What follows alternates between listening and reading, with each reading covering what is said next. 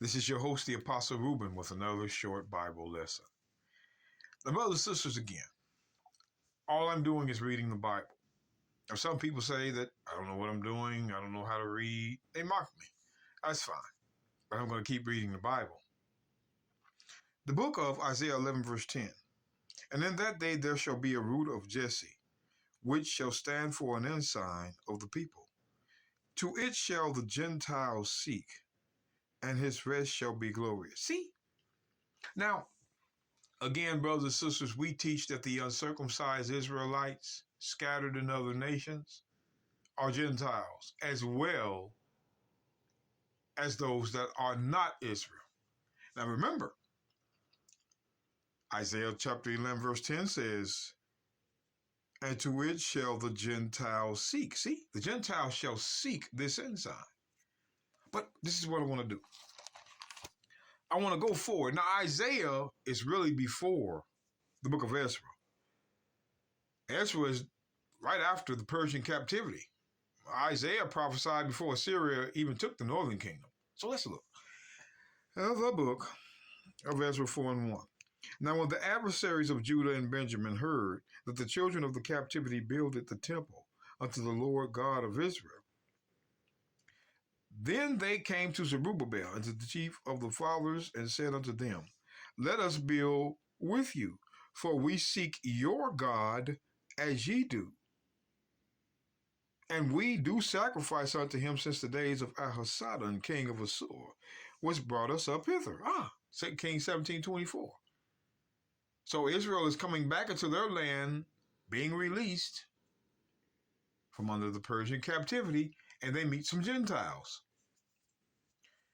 Now remember, pay attention to what's in green. Let us build with you, for we seek your God as ye do, and we do sacrifice unto him since the days of Ahasuerus, king of Assur, which brought us up hither. So the Gentiles are seeking God. Remember, to the ensign shall the Gentiles seek, Isaiah 11 and 10.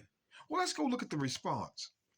Verse 3, but Zerubbabel and Joshua and the rest of the chief of the fathers of Israel said unto them, ye have nothing to do with us to build an house unto our God, but we ourselves together will build unto the Lord God of Israel, as King Cyrus, the king of Persia, has commanded us.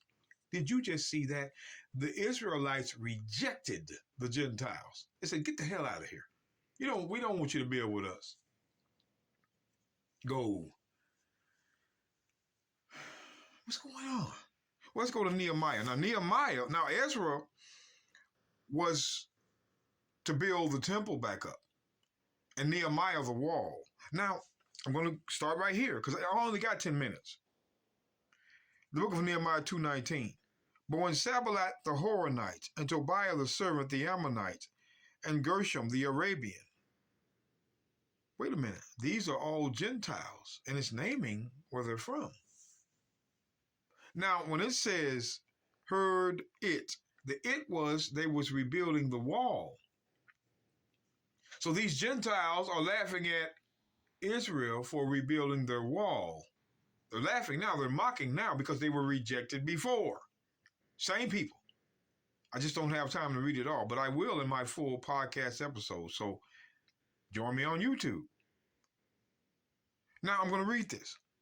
But when Sanballat the Horonite and Tobiah the servant, the Ammonite, and Gershom the Arabian heard it, they laughed us to scorn and despised us and said, what is this that ye do? Will ye rebel against the king? Then answered I, the I is Nehemiah, and said unto them, the God of heaven, he will prosper us. Us is Israel. Therefore we his servants will arise and build. But ye have no portion, nor right, nor memorial in Jerusalem. You Gentiles have no portion, no right, no memorial in Jerusalem. You Gentiles ain't got a chance with us. Get the hell out of here. Go. The Christians don't like that. They don't like that. They will never read this. But Israel rejected Gentiles. So when we go, I'm not, why? Why? Why would they do this? The book of Isaiah chapter 40, verse 15. Behold, the nations are as a drop of a bucket, and are counted as the small dust of the balance. Behold, he taketh up the isles as a very little thing. Let's drop down to verse 17. All nations before him are as nothing. All nations besides Israel are nothing to him. This is what Nehemiah and Ezra knew, because they read Isaiah. All nations before him are as nothing, and they are counted to him less than nothing vanity. Now I heard a man say, well, it says all nations. That means including Israel. Well, always have something for the ignorant. Okay. The book of Jeremiah 30, verse 11. Yeah. For I am with thee, saith the Lord, to save thee. Though I make a full end of all nations, whether I have scattered thee, yet I will not make a full end of thee. God is eventually is going to make an end off of what he doesn't give a damn about.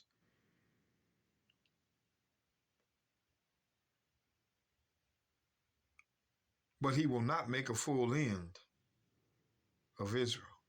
So Isaiah 40:17 excludes Israel. You Christians. Yeah. Okay, let's go to the New Testament.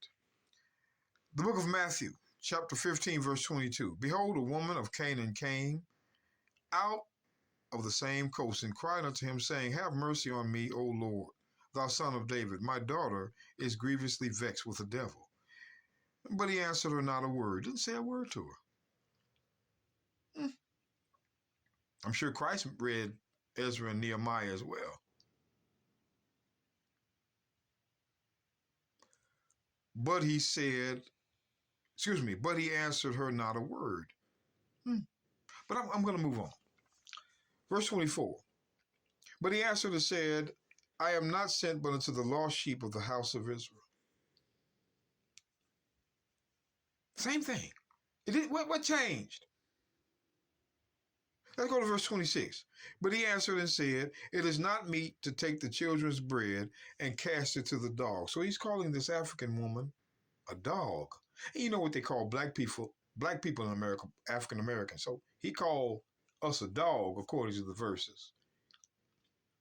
But he didn't just call us that. I want you to pay attention. The book of Mark, chapter 7, verse 25. For a certain woman whose young daughter had an unclean spirit heard of him and came and fell at his feet.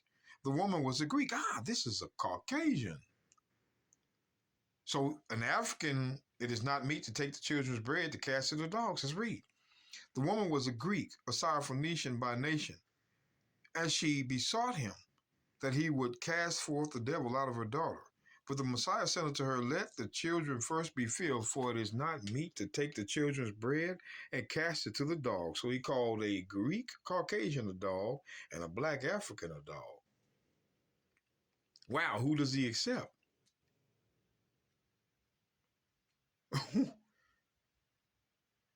Brothers and sisters, do you see? You have to think. What's going on? Christ is rejecting Gentiles. Why? I thought it was meant for him to... Look at the confusion here. Now, what stresses me out more, brothers and sisters, is this right here. The book of Revelation 22:14. Blessed are they that do his commandments, that they may have right to the tree of life, and may enter in through the gates of the city. For without this city are dogs, Gentiles. He called an African a dog. He called a white person a dog.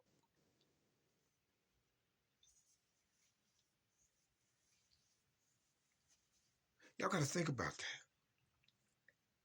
See, Christians, they don't have this extra level of thought like we do, brothers and sisters. They don't challenge these preachers. They don't challenge the theology, but we do. You see where I'm going with this. As the Old Testament recorded rejection, so does the New Testament. So who are these Gentiles that will seek him? Are they the uncircumcised Israelites? or everyone else.